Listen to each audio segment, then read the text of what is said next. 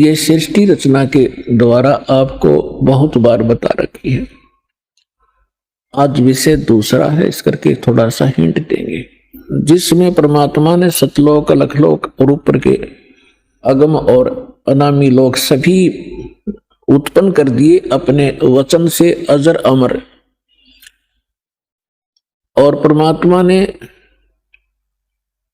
सबसे पहले 16 पुत्रों की उत्पत्ति की, उससे पहले 16 द्वीप उत्पन्न किए, उनमें सबको रहने को कहा। उनमें से एक पुत्र अचिंत था, उससे कहा कि आप सृष्टि रचना करो। शेष उसको अपनी सामर्थ्य का आभास कराना था कि तुम कितने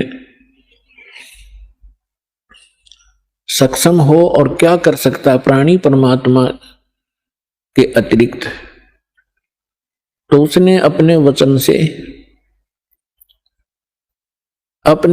से अक्षर पुरुष की उत्पत्ति की।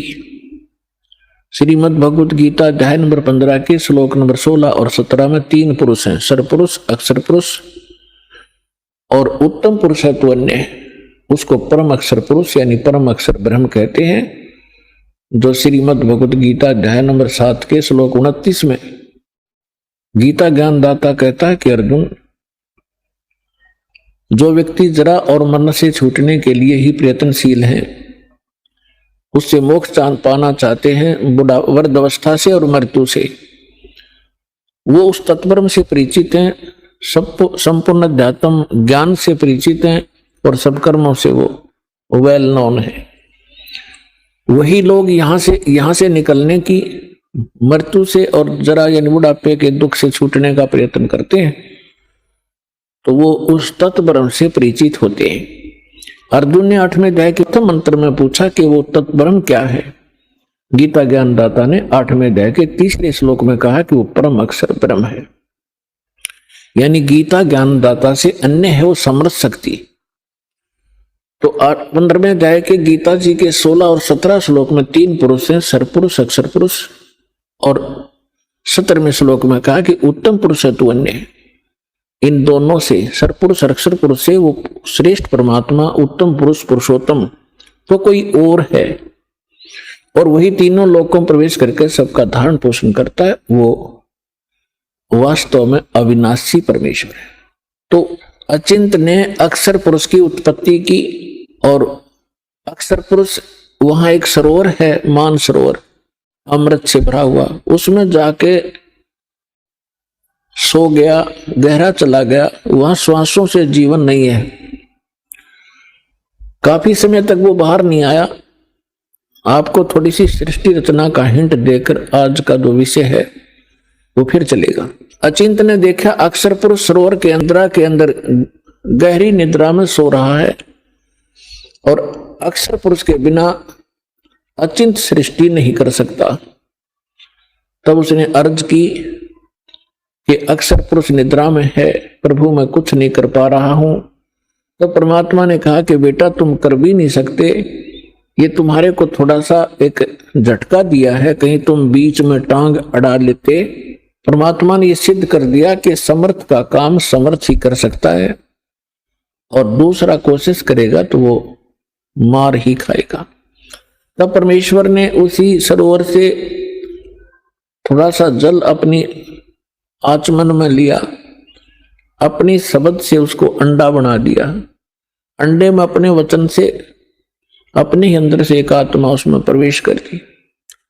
उस अंडे को बहुत बड़ा आकार का अंडा बना दिया, उसको उसमें छोड़ दिया। सरोवर में गड़गड़ गड़गड़ करता हुआ वो नीचे गया, तो उसकी गड़गड़ाहट सुनकर अक्षर पुरुष की निद्रा खुल गई।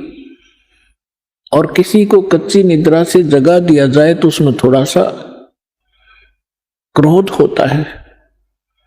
उसने क्रोधवश उसको देखा कि किसी ने मेरी निद्रा भंग कर दी, तो वो कोप उस अंडे पर टकराया, उससे अंडा फूट गया, उसमें से ये सरपुरुष निकला, सरपुरुष। अब इस अध्यात्म ज्ञान को सुनने के लिए यह सृष्टि रचना एक मास्टर की समझ लेना, और जब तक आप इस सृष्टि रचना से परिचित नहीं होगे तब तक आप अध्यात्म का कोई सिर पैर नहीं समझ सकते। प्रथम बार कोई सुनेगा उसको ऐसा लगेगा जैसे दंत कथा बनावटी कहानी है। अब वो अंडा फट जाने से उसमें से सरपुरुष निकला ज्योति निरंजन, जिसको काल भी कहा जाता है, जो 21 ब्रह्मांड का स्वामी है। तब परमेश्वर ने कहा कि तुम दोनों बाहर आओ। वो दोनों बाहर आ गए। उनसे कहा कि जाइए आप अचिंत के द्वीप में रहो। एक एक स्थान तीनों को दे दिया, अचिंत, सरपुरुष और अक्षर पुरुष। उसके पश्चात परमेश्वर ने स्वयं शेष रचनाएं की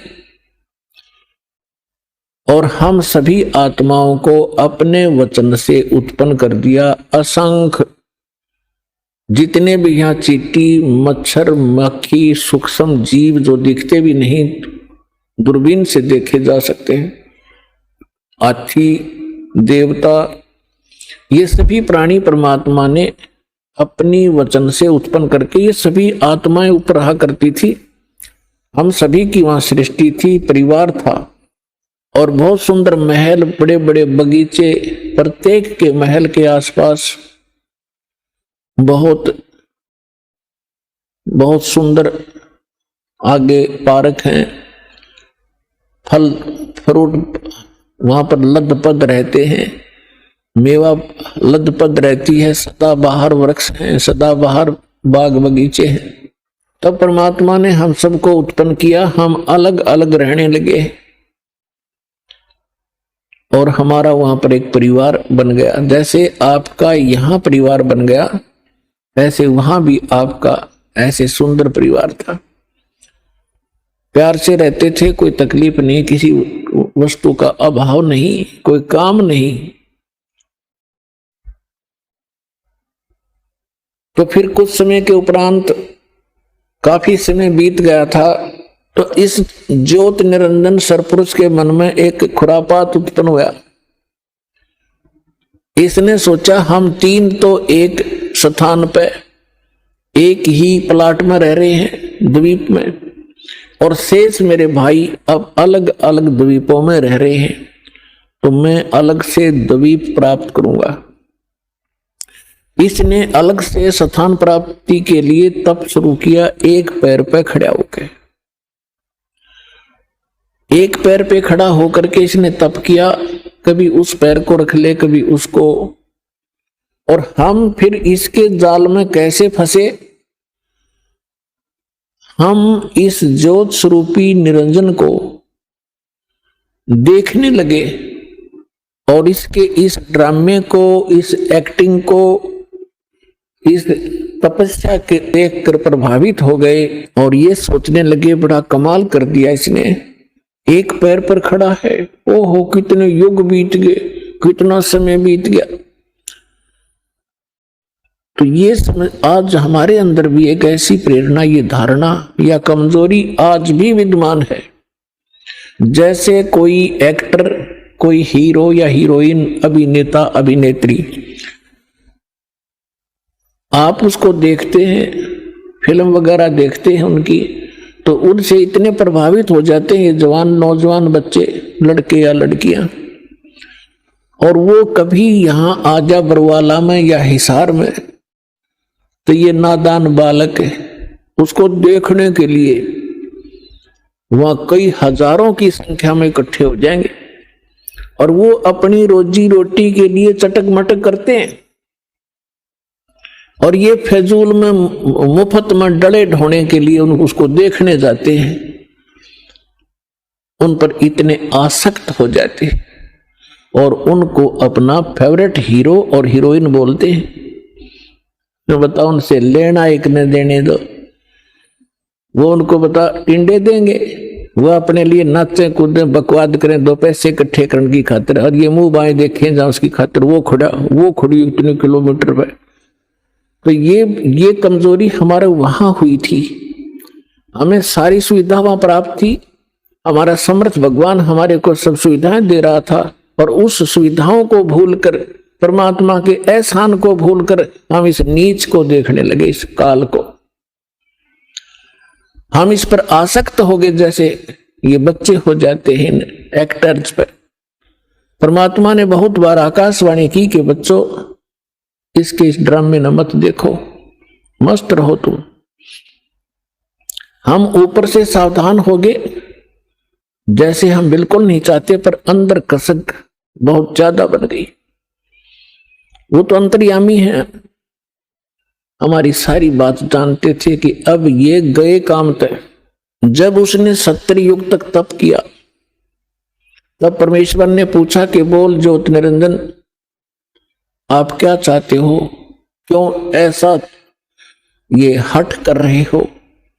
तब उसने कहा पिताजी मेरे लिए ये स्थान बहुत कम है, मुझे कोई अलग स्थान दे दो, मैं अपना अलग स्थान चाहता हूं। परमात्मा ने कहा ठीक है भाई, तब से राज मदमानम और जन्म तीसरे शुक्र सवानम। तेरे इस तप के कारण मैंने तुझे 21 ब्रह्मांड का राज दे दिया। जैसे एक धनी पिता अपने पुत्र को उसके हिस्से के 21 प्लाट दे दे खाली। अब उन ब्रह्मांडों को पाकर ये कभी उसमें जा रहा है, कभी उसमें कूद रहा है, सारा नाच कूद कर इसने सोची कि इसमें कुछ कंस्ट्रक्शन भी चाहिए। अब वो समर्थ है, सबका सब सारे मटेरियल उस परमात्मा से उपलब्ध हो सकते हैं। इसने फिर तपस्या की, 70 युग फिर तप किया।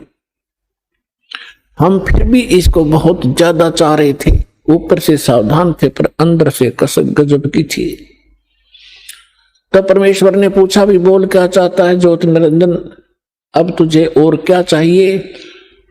तब इसने कहा कि भगवान परमात्मा हे पिताजी मेरे लिए मुझे कुछ कंस्ट्रक्शन करने का मटेरियल सामग्री दे दो। तब परमात्मा ने इसको 5 तत्व और 3 गुण दे दिए और कहा ले बेटा खेल खिलौनों से।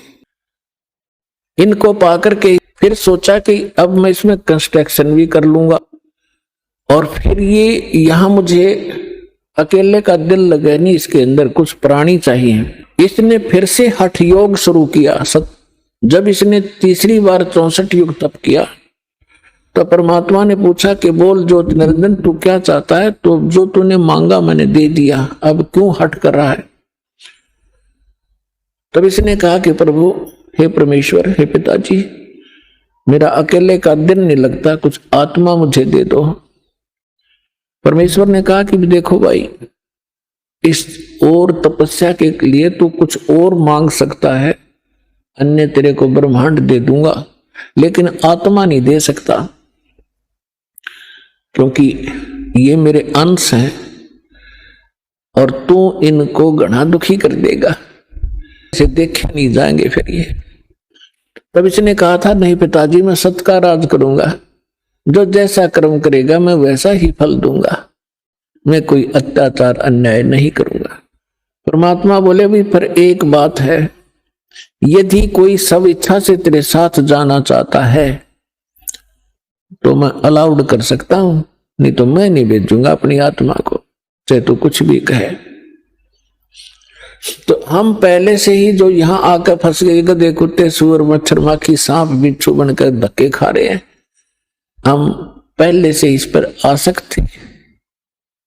जब ये हमारे पास आया इसने पूछा, इसने कहा कि मैंने पिताजी से ऐसे ऐसे 21 ब्रह्मांड प्राप्त किए हैं, उनमें ऐसे ऐसे बाग बनाऊंगा, उनमें स्वर्ग बनाऊंगा, ऐसे ऐसे झरने बनाऊंगा, हीरे पन्ने जवाहरात के पहाड़ बनाऊंगा, क्या तुम मेरे साथ चलोगे।